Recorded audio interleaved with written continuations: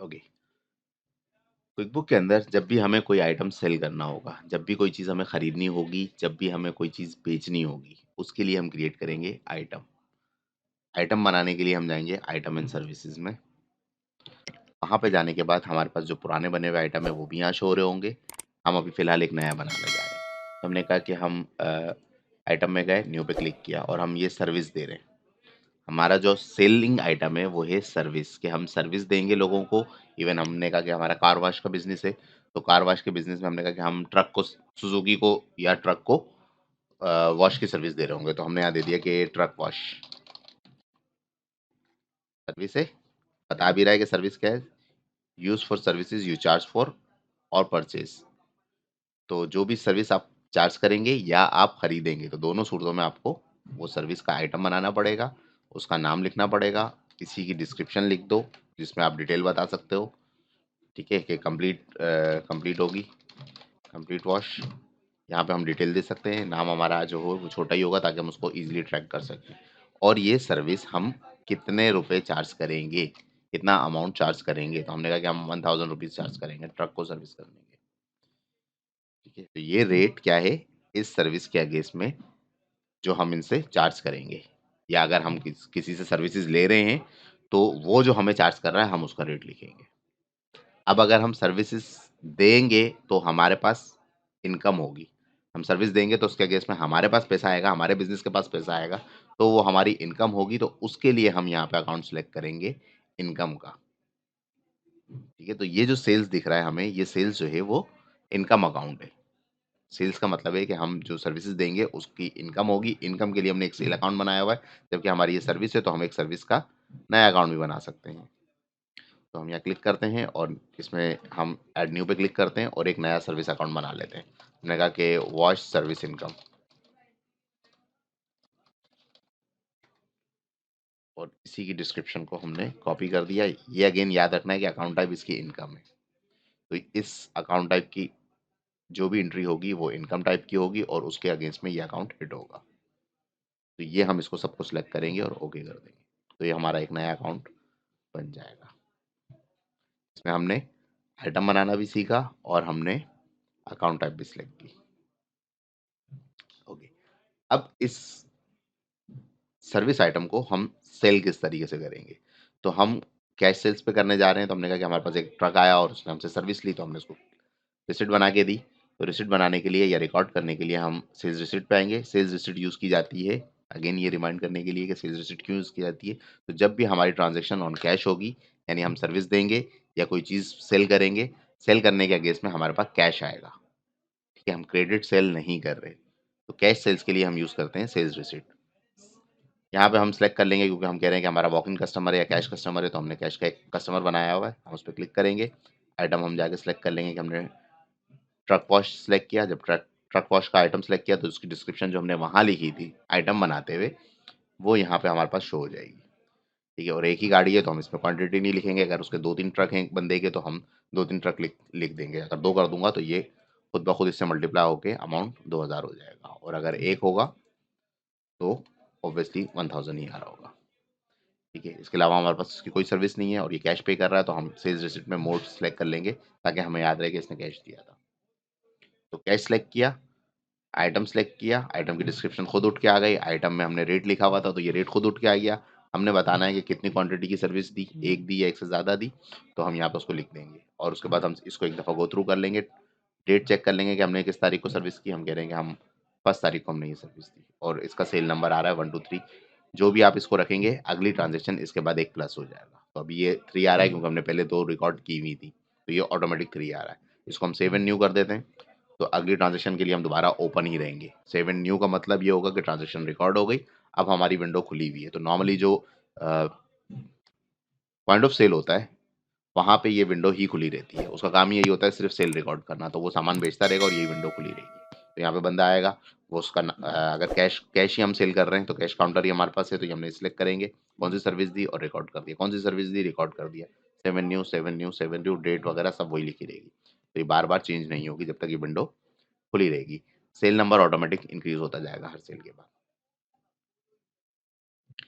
ठीक है? इसी तरीके से अगर हमने पुरानी रिसीट देखनी होगी, हमने फॉर बना ली, लेकिन हमने कहा अभी हमने फॉर सेव तो करी नहीं है, हमने कहा पीछे वाली देख लेते हैं। ठीक है? इसको हम क्लियर कर देते हैं कि हमारी ये ट्रांज़ैक्शन रिकॉर्ड नहीं होनी, तो हम बैक करते हैं। तो यहाँ से हम देख लेंगे कि हमारी इससे पहले क्या सेल थी, उससे पहले क्या सेल थी, उससे पहले क्या सेल थी। तो 1, 2 और 3 हमारी सेल्स रिकॉर्ड हो चुकी है।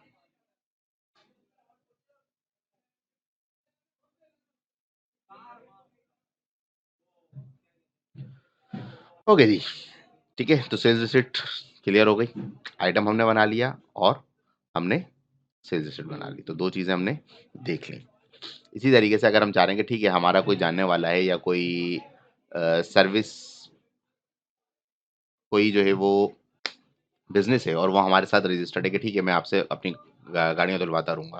फॉर एग्ज़ाम्पल कह रहे हैं कि हम डीएचएल वाले हैं, तो डीएचएल वालों के पास गाड़ियाँ बहुत सारी हैं, तो उन्होंने कहा हमारी गाड़ियाँ आपके पास वॉश करने की आएँगी, आप उसको हमारे पास रिकॉर्ड करते रहिएगा और 15 दिन में या महीने में आप हमें उसका बिल दे दीजिएगा, हम आपको उसकी पेमेंट कर देंगे। तो हम उसके लिए क्या करेंगे, हम उसके लिए इनवॉइस बनाएँगे। इनवॉइस का मतलब ही क्या है कि क्रेडिट सेल होगी, तो जब भी हम चीज़ सेल करेंगे वो उधार पे होगी और उसके पैसे हम बाद में कलेक्ट करेंगे। सेल्स सेल्स रिसीट जब हमारे पास कैश भी आ रहा हो और हम सेल कर रहे हो, यानी उधार पे या क्रेडिट पे सेल ना हो रही हो, तो सेल्स रिसीट यूज़ होगी। क्रिएट इनवॉइस में जाएँगे, हमने कहा कि हमारे पास कस्टमर एक नया डीएचएल है, तो हमारे पास कस्टमर नहीं आ रहा, हमने एक नया कस्टमर क्रिएट कर लिया। डीएचएल और उसकी मल्टीपल ब्रांचेज़ हैं, तो हम उसको सेलेक्ट कर लेते हैं कि डीएचएल कराची या डीएचएल पीसीएचएस जो भी हमारी ब्रांच है, हम वो यहाँ से सेलेक्ट कर लेंगे और उसकी मज़ीद डिटेल अगर लिखना चाहें तो हम लिख सकते हैं। इम्पोर्टेंट है कस्टमर नाम और कस्टमर नाम डुप्लीकेट नहीं होना चाहिए। ठीक है? कस्टमर की क्रिएशन में डुप्लीकेट नाम नहीं होना चाहिए, तो हम इसको ओके कर देते हैं। तो हमने कहा कि ठीक है डीएचएल आ गया, डीएचएल की हमारी अब अभी इस सीरीज़ में पहली इनवॉइस है, तो ये पहली इनवॉइस ऑटोमेटिक आ रही है। अगर हम चाह रहे हैं कि हमारा इनवॉइस का नंबर 1001 से स्टार्ट हो, 10,001 से स्टार्ट हो, ठीक है? यहाँ से भी स्टार्ट कर सकते हैं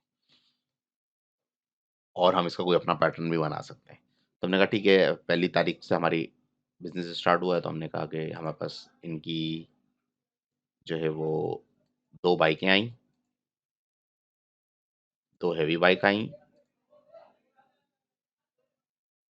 2 मिनी कार वॉश आए और 1 ट्रक आया। ठीक है, तो ये हो गई और 2 हेवी बाइक कर देते हैं, 5 छोटी बाइकें कर देते हैं और 1 ट्रक वॉश आया। तो ये हमने डिफरेंट सर्विसेज़ इनको दी, तो इसके अगेंस्ट में हमारे पास जो टोटल अमाउंट बना वो बना 5,050 का। तो इसको हमने रिकॉर्ड कर लिया। तो अगेन ये भी सेम एज़ इट इज़ उसी की तरह है, सिर्फ़ फ़र्क इतना है कि इनवॉइस की विंडो से हो रहा है, तो इनवॉइस का मतलब ये होगा कि यहाँ पे हमारे पास क्रेडिट सेल हो रही है और इसके पैसे हम डीएचएल वालों से बाद में लेंगे और डीएचएल का बैलेंस क्रिएट होगा।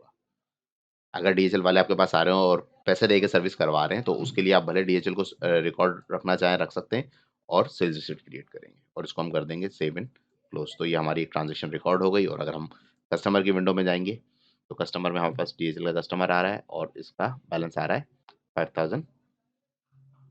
ठीक है, ट्रांज़ैक्शंस यहाँ शो नहीं हो रही क्योंकि हमारे पास ये करंट फिस्कल ईयर आ रहा है। हम इसको अगर ऑल कर देते हैं, तो हमारी ट्रांज़ैक्शन इनवॉइस की, क्योंकि ये नेक्स्ट ईयर की डेट आ रही है, आज 29 है, तो ये फ्यूचर की डेट आ रही है, तो हमने सिलेक्ट कर ठीक है? ओके जी। तो हमने जो है लास्ट में सर्विस को सेल किया है, लेकिन अब हम चाह रहे हैं कि हमारी कार वॉश है और हम पेट्रोलियम की सर्विसेज भी देते हैं, इवन लुब्रिकेंट्स भी प्रोवाइड कर रहे हैं या ऑयल भी प्रोवाइड कर रहे हैं। तो उसके लिए हम उनको किस तरीके से रिकॉर्ड करेंगे? तो वो आइटम जो हम सेल करते हैं अदर देन सर्विसेज, यानी कि कोई प्रोडक्ट हम सेल कर रहे हैं, तो प्रोडक्ट को हम किस तरीके से अपने पास सिस्टम में रिकॉर्ड करेंगे, तो ऑब्वियसली उसका भी आइटम ही बनेगा। ठीक है? आइटम बनेगा जो भी चीज़ हम खरीदते बेचते हैं, तो वहाँ पे हम आके एक नया आइटम क्रिएट करेंगे कि भाई एक न्यू आइटम क्रिएट कर दो। अब ये आइटम सर्विस नहीं है, ये तो हम बेचेंगे, सर्विस नहीं है। तो ये क्या चीज़ है? ये इन्वेंटरी पार्ट है। इन्वेंटरी पार्ट का क्या मतलब है? Use for goods you purchase, track as inventory and resale. तो जो हम परचेज़ करते हैं, उसके बाद हम उसको इस्तेमाल करते हैं, मतलब उसको सेल करते हैं। हम उसको परचेज़ करेंगे और उसके बाद हम उसको सेल करेंगे और उसकी इन्वेंटरी भी ट्रैक करेंगे। तो उसके लिए हम बनाते हैं इन्वेंटरी पार्ट। ठीक है, तो इन्वेंटरी पार्ट बनाने में हम क्या करेंगे कि हम इसको जब सेलेक्ट करेंगे तो हमें इसकी 2 चीज़ें बतानी पड़ेंगी। एक परचेज़ इन्फॉर्मेशन, दूसरी सेल इन्फॉर्मेशन। परचेज़ इन्फॉर्मेशन का मतलब कि हम उसको खरीदेंगे, तो खरीदते हुए उसकी डिस्क्रिप्शन क्या आएगी और उसकी कॉस्ट क्या आएगी। फॉर एग्ज़ाम्पल हम कहते हैं कि हमने जो है वो कैलटेक्स ऑयल ले लिया, कैलटेक्स ऑयल 1040, ठीक है 1040 का ऑयल ले लिया, और ये ले लिया हमने 1 लीटर, ठीक है शॉर्टकट में मैंने लिख लिया कि कैलटेक्स का एक ऑयल है और 10 लीटर। अगर हम ना चाहें इसको और शॉर्ट करना चाहें तो हम इसको इस तरीके से करते हैं 1040 1 लीटर कैलटेक्स, ठीक है। अब ये आपके ऊपर है, आप इसको किस तरीके से अच्छा बनाना चाह रहे हो। तो इसको मैंने कहा कि ब्रांड नेम बाद में आए, तो मैंने इस तरीके से इसको क्रिएट कर लिया और यहाँ पे इसकी डिस्क्रिप्शन लिख दी वही एज इट इज़, या अगर हम उसमें कुछ चेंज करना है तो हम लिखना चाहेंगे लिख सकते हैं। और यहाँ हमें ये जब खरीदते हैं तो कितने का पड़ता है, तो हमने बता दिया कि हम ये खरीदते हैं, फॉर एग्जाम्पल 1 लीटर हम खरीद रहे हैं, हम अज्यूम कर रहे हैं कि हमें 800 का पड़ रहा है, ठीक है। तो जब हम ये खरीदेंगे इसकी कॉस्ट आएगी, इस कॉस्ट को कहाँ रिकॉर्ड करेंगे कि हमने खरीदा कितने का, तो उसके लिए कॉस्ट ऑफ गुड्स सोल्ड का अकाउंट लगाना पड़ेगा। कॉस्ट ऑफ गुड्स सोल्ड का एक स्पेशल अकाउंट होता है जो कि इनकम एक्सपेंसेस में यूज़ होता है कॉस्ट की ट्रैकिंग के लिए, कि आपने पूरे साल में जो सामान बेचा उसको खरीदने की लागत क्या आई या उसको बेचने की लागत क्या आई, तो वो पूरी चीज़ कॉस्ट ऑफ गुड्स सोल्ड कहलाता है। तो हमने कहा कि हम हमारे पास कॉस्ट ऑफ गुड्स सोल्ड ये बाय डिफ़ॉल्ट बना हुआ आ रहा है, हम फिलहाल इसी को ले रहे हैं, ठीक है। हम कोई और कॉस्ट ऑफ गुड्स सोल्ड का अकाउंट नहीं बना रहे। हमने कहा कि ठीक है, हमने जो आइटम बेचा उसकी कॉस्ट क्या थी, उसके लिए सेम अकाउंट ही यूज़ कर लिया, इन्वेंटरी पार्ट क्रिएट किया, कॉस्ट बताई और इसको खरीदते कहाँ से, तो अगर हमारा कोई प्रेफर वेंडर है तो हम यहाँ से सिलेक्ट करेंगे। अब हमारे पास यहाँ वेंडर पीएसओ आ रहा है, ये इलेक्ट्रिक आ रहा है क्योंकि कैलटेक्स का पार्ट है, तो हमने कहा ठीक है एक नया आइटम ऐड कर लेते हैं, वेंडर, ठीक है। ये आइटम नहीं है, ये एक नया हमने वेंडर क्रिएट किया और उसको हमने नाम दे दिया कि ये कैलटेक्स है, ठीक है। तो कैलटेक्स को हमने एक नया वेंडर क्रिएट कर दिया, तो हम कैलटेक्स का आइटम कैलटेक्स से खरीदेंगे, तो ये प्रेफर्ड वेंडर है, इसका अकाउंटिंग से कोई लेना देना नहीं है, सिर्फ ये रेफरेंस के तौर पे यूज हो रहा है। जबकि कॉस्ट और कॉस्ट ऑफ गुड्स सोल्ड ये दोनों अकाउंटिंग का पार्ट बनेंगे आगे चल के। अच्छा जी, तो जब हम इसको सेल करेंगे, ये तो परचेज इन्फॉर्मेशन हो गई, सेल करेंगे तो नॉर्मली यही डिस्क्रिप्शन आ गई, ठीक है। हमने कहा कि यही डिस्क्रिप्शन है कैलटेक्स ऑयल 10 लीटर, या हमने कहा कि नहीं डिस्क्रिप्शन को थोड़ा सा चेंज कर देते हैं, यहाँ के बजाय यहाँ लिख देते हैं, ठीक है। और ये हम सेल कितने में करेंगे, तो हमने कहा कि हम इसको 1200 में सेल करेंगे, या मार्केट हमारी इसकी रिटेल प्राइस इतने की है जो भी उस पर लिखी हुई है, तो हमने कहा 1200 में उसको सेल करेंगे। तो 800 का खरीदा, 1200 का सेल किया, तो उस पर मार्कअप कितना आ रहा है, 50% आ रहा है, ठीक है। यानी कि 400 रुपीज़ हम इस पे एक्स्ट्रा चार्ज कर रहे हैं, जो कि 400 800 का 50% बनते हैं। अच्छा जी, मार्जिन भी यूज़ होता है, एक चीज़ मार्जिन जो है वो अकाउंट्स की टर्म में यूज़ होता है। इवन ये जो है वो 1200 जो है वो 33, कॉस्ट जो है इसकी अराउंड 33% है, सॉर्ट ऑफ कुछ इस तरीके से, ठीक है। इसको अकाउंटिंग की टर्म में देखना पड़ेगा कि इसका क्या डिफरेंस है, लेकिन ये मार्जिन ही है कि आपकी सेल जो है वो आप अगेन इसमें भी 33% कमा ही रहे हैं। इनकम अगेन अब हमने कहा कि उसको हम सेल में ले लेते हैं, ठीक है। जो भी चीज़ हम बेचेंगे वो सेल है। सर्विस के लिए हमने ऑलरेडी अकाउंट दो दो बनाए हुए हैं, तो हमने कहा कि ये भी सेल है कि हम इसको सेल करेंगे तो इसकी इनकम आएगी। तो इसकी जितनी भी इनकम, जो प्रोडक्ट हम सेल करेंगे उसकी इनकम हम सेल्स में लेके जा रहे हैं, जो प्रोडक्ट हम परचेज करेंगे उसकी कॉस्ट ऑफ गुड्स सोल्ड हम कॉस्ट ऑफ गुड्स सोल्ड में लेके जा रहे हैं। तो ये हमने यहाँ पे इसकी इन्फॉर्मेशन सेट कर दी। अभी हम इन्वेंट्री के बारे में कुछ इसको ऐड नहीं कर रहे जब हम इन्वेंट्री पार्ट क्रिएट कर रहे हैं। मैंने इसको ओके कर दिया, ठीक है। इसने पूछा कि आप इसकी स्पेलिंग चेक कर लें, हमने कहा फिलहाल इसको इग्नोर ऑल कर दिया। तो एक नया मेरा आइटम क्रिएट हो गया कैलटेक्स का 1 लीटर का, जो कि मेरे पास अभी स्टॉक में कुछ भी नहीं पड़ा। इसकी प्राइस कितनी है, ये 1200, ठीक है। तो अब हम इसको सेल कर सकते हैं, तो ये नेगेटिव बैलेंस में चला जाएगा। इवन सेल हम कर सकते हैं, हो सकता है हम बाद में मंगा लें, हमारा पड़ा हो रिकॉर्ड नहीं हुआ हो, ठीक है। हमारे पास बिल आया हो सामान पड़ा हो लेकिन हमने अभी रिकॉर्ड नहीं किया हो। तो अभी हमने सिर्फ आइटम बनाना सीखा कि एक इन्वेंट्री आइटम दोबारा से मैं एक दफ़ा क्रिएट कर रहा हूँ ताकि दोबारा से क्लियर हो जाए। न्यू किया, इन्वेंट्री पार्ट किया, अब जल्दी जल्दी करूँगा, तो मैंने कहा कि 3 लीटर,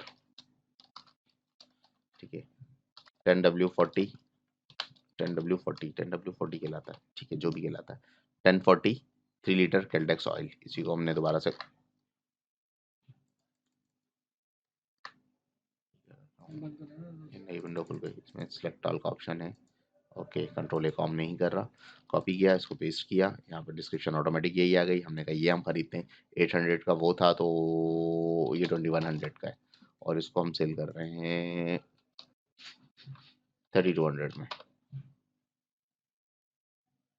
ठीक है। मार्कअप कुछ ज़्यादा तो नहीं लगा दिया, 52%, 3000 नहीं कर देते हैं, 3000 में सेल कर रहे हैं, ठीक है। तो इस पर हमारी मार्कअप जो है वो कम है।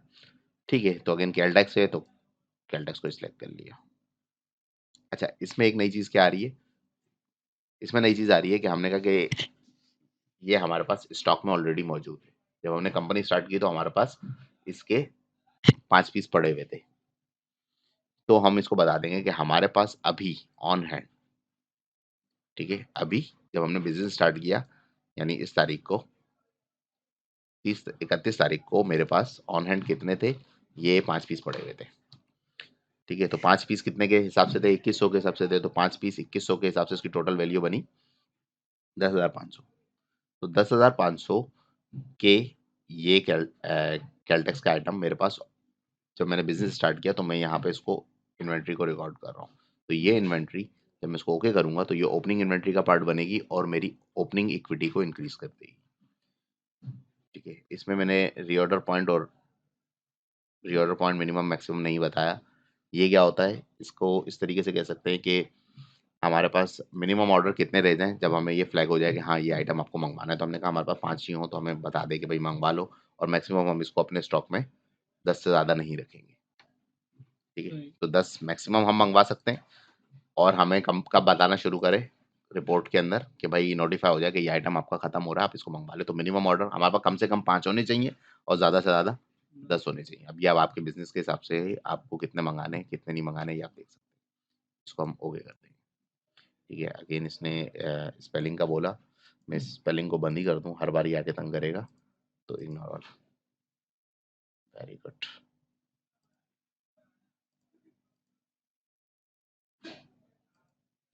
ठीक है, तो ये हमारे पास एक और आइटम रिकॉर्ड हो गया। अब हमने इसको ओपनिंग डाल दी थी, तो इसकी ओपनिंग आ रही है कि मेरे पास ये 5 पड़े में, अब मैं इसको सेल कर सकता हूँ। ठीक है, अब हम इसको सेल करके देखते हैं कि ठीक है, हमारे पास कैश पे एक कस्टमर आया, उसने कहा कि भाई मुझे जो है वो आप 1 लीटर और एक 3 लीटर दे दो। तो हम उसको कैसे सेल करते हैं, हम अगेन सेल्स रिसीप्ट में आए, हमने कहा कि कैश का कस्टमर है, क्या हमसे ले रहा है, तो हमारे पास यहाँ आइटम आ रहा होगा। हमने कहा एक जो है वो 10 लीटर का दे दो। ठीक है, अब 10 लीटर का दे दो, 10 लीटर हमारे पास स्टॉक में नहीं था, तो इसने हमें वार्निंग दे दी कि भाई 10 लीटर तो स्टॉक में नहीं है, आप कैसे बेच रहे हो। ठीक है, ओके कर दिया, लेकिन हम इसको अभी भी सेल कर सकते हैं, हालांकि स्टॉक में मेरे पास नहीं है। तो वार्निंग आ गई है तो मैं चलो इसको डिलीट कर देता हूँ, मैं इसको फिलहाल नहीं सेल कर रहा। मैं किसको सेल कर रहा हूँ, मैं 10 लीटर 30 को। तो इसमें हमारे पास इस पर कोई मैसेज नहीं आया, तो उसने कहा मुझे एक दे दो, तो मैंने इसको एक सेल कर दिया। ठीक है, कैश इसने दे दिया, कैश इसने दे दिया और मैंने क्वांटिटी लिखी और इसको सेल कर दिया, सेव एंड क्लोज।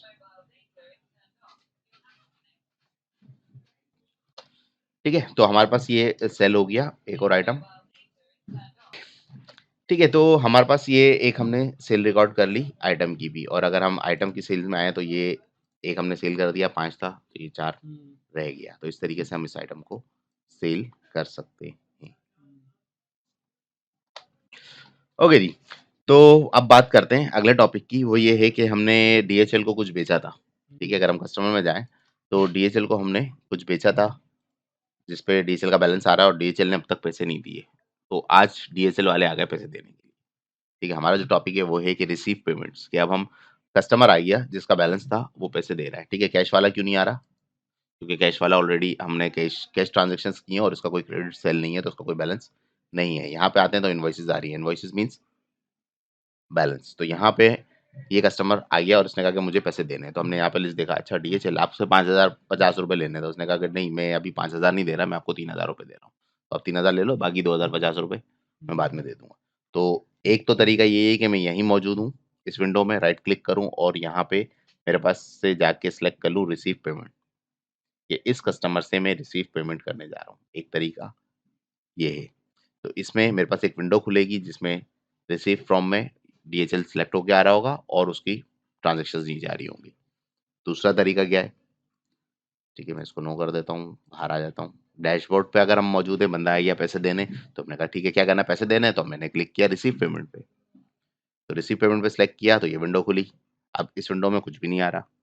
तो हमने कहा भाई कौन पैसे दे रहा है, तो हमने लिस्ट खोली, कस्टमर डीएचएल, डीएचएल को सिलेक्ट किया तो अगेन वही सारी चीज़ें फिल हो गई। तो हमने कितने पैसे दे रहे हो भाई? उन्होंने कहा भाई मैं 3,000 दे रहा हूँ। तो मैंने 3,000 सिलेक्ट किया। क्या कैश दे रहे हो? कैश दे रहा हूँ। तो 3000 दिया, कैश दिया, और जैसे ही मैंने 3000 लिखा, कैश लिखा, तो यहाँ पे हमारे पास अगर ज़्यादा इनवॉइसेस होती तो जो पहली इनवॉइस है जिसका बैलेंस पूरा हो जाएगा वहीं पे उसको फिट कर देगा।